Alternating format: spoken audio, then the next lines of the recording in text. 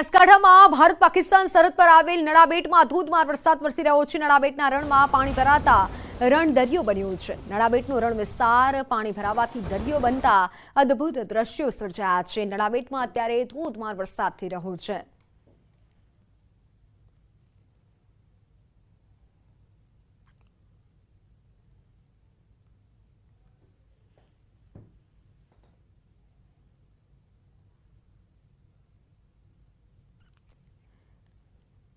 નડાબેટના દ્રશ્યો છે કે જ્યાં રણમાં દરિયો જેવા દ્રશ્યો સર્જાયા છે। દરિયો બન્યો હોય તેવું લાગી રહ્યું છે, કારણ કે આ રણ વિસ્તાર છે, પરંતુ વધુ વરસાદના કારણે પાણી ભરાયા છે અને જાણે કે દરિયો જ હોય તેવું લાગી રહ્યું છે। રણમાં દરિયા જેવા દ્રશ્યો, આહલાદક દ્રશ્યો સર્જાયા હતા। નડાબેટમાં અત્યારે ધોધમાર વરસાદ થઈ રહ્યો છે। ભારત પાકિસ્તાન સરહદ પર પાણી ભરાયા છે। વધુ વરસાદના કારણે આ પાણી ભરાયા છે। રણ વિસ્તાર છે, પરંતુ અત્યારે જાણે કે દરિયો હોય તેવા આહલાદક દ્રશ્યો નડાબેટમાં સર્જાયા છે। નડાબેટમાં અત્યારે વરસાદ થઈ રહ્યો છે। જો કે બનાસકાંઠા પંથકમાં અત્યારે ધોધમાર વરસાદની આગાહી છે અને વરસાદ વરસી રહ્યો છે। સરહદ પર પાણી જ પાણી જોવા મળી રહ્યું છે।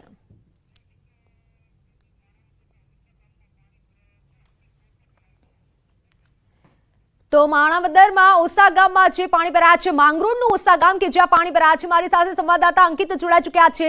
અંકિત, ગામમાં કેટલા પાણી ભરાયા છે, લોકોને કેટલી હાલાકી?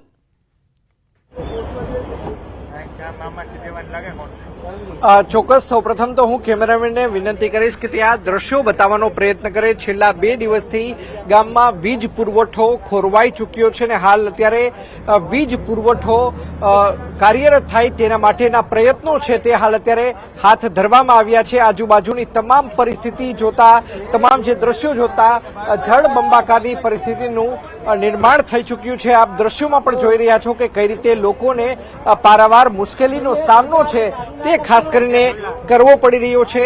ઓસા સહિતના જે આજુબાજુના જે ગામો છે તેમાં હાલ અત્યારે જળબંબાકારની પરિસ્થિતિનું નિર્માણ છે તે થઈ ચૂક્યું છે। લોકો આપણી સાથે છે, આપણે તેમની સાથે પણ વાતચીત કરવાનો પ્રયત્ન કરીશું। શું કહેશો, છેલ્લા 2 દિવસથી તમારા ગામમાં કયા પ્રકારની પરિસ્થિતિ છે? અમારા ગામમાં બહુ જળબંબાકાર પાણી અત્યારે આવી ગયું છે। માંગરોળ તાલુકાનો ઓછા ગામ બહુ જ હાલાકીનો સામનો કરો। આ તમે જોઈ શકો છો, પાણી જ્યાં જોવો ત્યાં પાણી દેખાઈ રહ્યું છે। અત્યારે ખાવા પીવાના માણસને બહુ જ ફાંકા થઈ ગયા છે, કારણ કે ઘરમાં કંઈ રહ્યું નથી। વરસાદને કારણે બધું પલળી ગયું છે।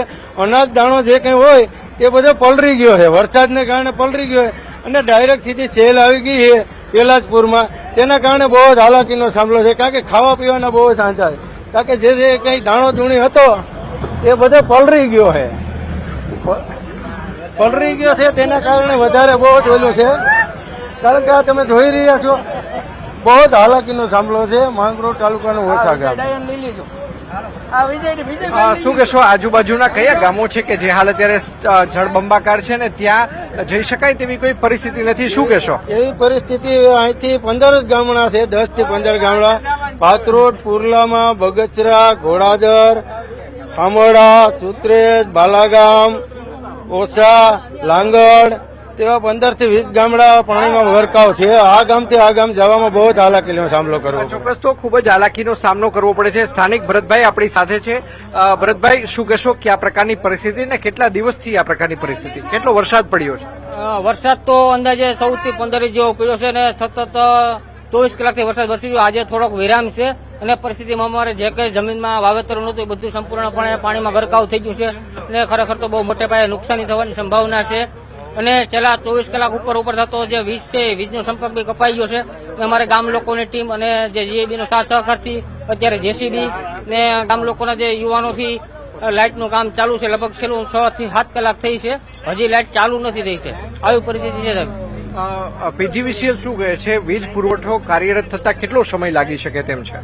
ખરેખર હજી અમારા અંદાજે પ્રમાણે 3 થી 4 કલાક જેવું વીજ પુરવઠો ચાલુ થવામાં ટાઈમ લાગી શકે તેમ છે અને પીજીવીસીએલનો બી સાથ સહકાર છે, એ લોકોની ટીમ બી છે।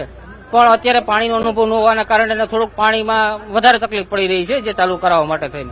ચોક્કસ તો હું કેમેરામેનને પણ વિનંતી કરીશ કે તે બોર્ડ બતાવવાનો પ્રયત્ન કરે। અહીંયાથી જોઈ શકાય છે કે લાંગડ ગામ તરફ જવાનો જે રસ્તો છે તે પૂરેપૂરો પાણીની અંદર ગરકાવ થઈ ચૂક્યો છે। સાથોસાથ વાત કરવામાં આવે તો જે બગસરા ઘેડ તરફનો જે રસ્તો છે તે પણ પાણીની અંદર ગરકાવ થઈ ચૂક્યો છે। સાથોસાથ ફુલરામા તરફ જવાનો રસ્તો છે તે પાણીની અંદર ગરકાવ થઈ ચૂક્યો છે અને જેના જ કારણે લોકોએ એક જગ્યાએથી જો બીજી જગ્યાએ જવું હોય તો ટ્રેક્ટરનો સહારો લેવો પડે છે અથવા તો જેસીબીનો સહારો લેવો પડે છે. આ પ્રકારની પરિસ્થિતિનું નિર્માણ થયું છે. ચારેય કોર. બિલકુલ અંકિત, આભાર માહિતી બદલ.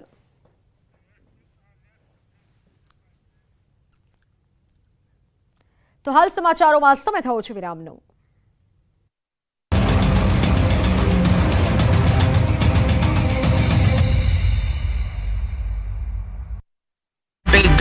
ડુંગર લીલીછમ હરિયાળીથી ખીલી ઉઠ્યો. ધોધમાર વરસાદ બાદ નયનરમ્ય નજારો સામે આવ્યો.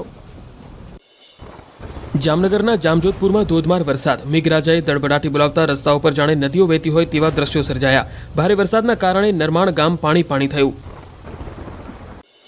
જામનગર જિલ્લામાં મેઘાની તોફાની બેટિંગ. નાગુના ગામમાં ધોધમાર વરસાદ થયો. ભારે વરસાદના પગલે ચારે કોર જળબંબાકારની સ્થિતિ. અમરેલીના બાબરા પંથકમાં ધોધમાર વરસાદ. ભારે વરસાદથી કાળુભાર નદીમાં આવ્યું પૂર. બાબરા શહેરના નીચાણવાળા વિસ્તારોમાં ભરાયા પાણી. શિવાજી ચોક વિસ્તારમાં ભરાયા વરસાદી પાણી. રાજકોટના ઉપલેટાનું લાડ ગામ સંપર્ક વિહોણું થયું. લાડ ગામે એસડીઆરએફની ટીમ સ્ટેન્ડ બાય રખાઈ. 8 વિદ્યાર્થીઓની પરીક્ષા હોવાથી એસડીઆરએફ દ્વારા ટ્રેક્ટરમાં રેસ્ક્યુ કરી બીજા છેડે પહોંચાડ્યા. પૂરની સ્થિતિને પહોંચી વળવા તંત્ર ખડે પગે. રાજકોટમાં પણ છવાયો વરસાદી માહોલ. શહેરના એન્ટ્રી ગેટ ગણાતા માધાપર ચોકડી વિસ્તારમાં ભરાયા વરસાદી પાણી. રસ્તા પર પાણી ભરાવાના કારણે વાહન ચાલકોને હાલાકી. રાજકોટના ઉમરેડામાં સતત ત્રીજા દિવસે મેઘો મહેરબાન. કાથા રોડ, હાડફોડી, સમઢિયાળા, ત્રિખલિયા, તલંગણા, કોલકીમાં વરસાદ. ગઢડા, મોજેરા, વાડલા, ગણોદ, નીલાખા સહિતના ગ્રામ્ય પંથકમાં ખાબક્યો વરસાદ. જૂનાગઢ જિલ્લાનું રવની ગામ પાણીમાં ગરકાવ. ઓઝટ ડેમમાં પાણી છોડાતા પાણી ભરાયા. ઘરો અને દુકાનોમાં કમર સુધીના પાણી ભરાયા. દર વર્ષની જેમ ચોમાસામાં રવની ગામ બેટમાં ફેરવાયું. જૂનાગઢના માણાવદરમાં બારે મેઘ ખાંગા. કોડવાવમાં ધોધમાર વરસાદથી ચારે તરફ ફરી વળ્યા પાણી. ગામમાં પાણી ફરી વળતા સમગ્ર વિસ્તાર બેટમાં ફેરવાયો. પોરબંદર જિલ્લામાં ધોધમાર વરસાદ વરસ્યો. ઉપરવાસમાં પડેલા વરસાદના કારણે રસ્તો કરાયો બંધ. પોરબંદર જૂનાગઢને જોડતો રસ્તો બંધ થયો. ચોટાથી સરાડિયા થઈ જૂનાગઢ જતા રસ્તા પર ફરી વળ્યા વરસાદી પાણી. રાજકોટમાં પ્રી મોન્સૂન કામગીરી સામે ઉઠ્યા સવાલ. પોપટપરાનું ગરનાળામાં ભરાયા પાણી. ચોમાસાની શરૂઆતમાં જ પાણી ભરાતા લોકોને હાલાકી. તંત્ર તરફથી પાણીના નિકાલની કામગીરી હાથ ધરાઈ. ભર ચોમાસે ઘોડાપુરની સ્થિતિમાં રાજકોટના આજી ડેમમાં લોકો નહાવા પડ્યા. ચોમાસા દરમિયાન અનેક લોકો આજી ડેમમાં નહાતા હોવાનો વિડીયો વાયરલ. મનપા તંત્રની બેદરકારીના દ્રશ્યો આવ્યા સામે. કાલાવડ તાલુકાના નવા ગામ, ધૂન, ધોરાજી સહિતના ગ્રામ્ય પંથકમાં ભારે વરસાદ. સ્થાનિક નદીમાં પૂરની સ્થિતિ સર્જાઈ. માછરડાથી નવા ગામ સુધીનો વાહન વ્યવહાર ખોરવાઈ ગયો. છતરમાં પણ સ્થાનિક નદીમાં ઘોડાપુર આવતા વાહન વ્યવહાર અસરગ્રસ્ત થયો. જૂનાગઢ જિલ્લાના વંથલી ગામના ખેતરો પાણીમાં ગરકાવ થયા. વિસનાળા પુલ પાસેના ખેતરો બેટમાં ફેરવાયા. ખેતરોમાં 6 ફૂટથી વધુ પાણી ભરાયા. જૂનાગઢમાં વરસાદને પગલે રસ્તાઓ જળબંબાકાર થયા. જૂનાગઢ માર્કેટિંગ યાર્ડના જૂના પ્રવેશ દ્વાર પાસે ભરાયા પાણી. વાહન ચાલકો અને રાહદારીઓને પડી ભારે હાલાકી. પ્રશાસનની પ્રી મોન્સૂનની કામગીરી પર ઉઠ્યા સવાલ. મુન્દ્રાના ગુંદાલાનું તળાવ ભરાયું. ભારે વરસાદના કારણે તળાવ ઓવરફ્લો થયું. તળાવ ભરાઈ જતા વાજતે ગાજતે નવા નીરના વધામણા કરાયા. ગામ લોકો દ્વારા શાસ્ત્રોક્ત વિધિથી વધાવવામાં આવ્યા નવા નીર. દ્વારકાના ખંભાળિયામાં ધોધમાર વરસાદ.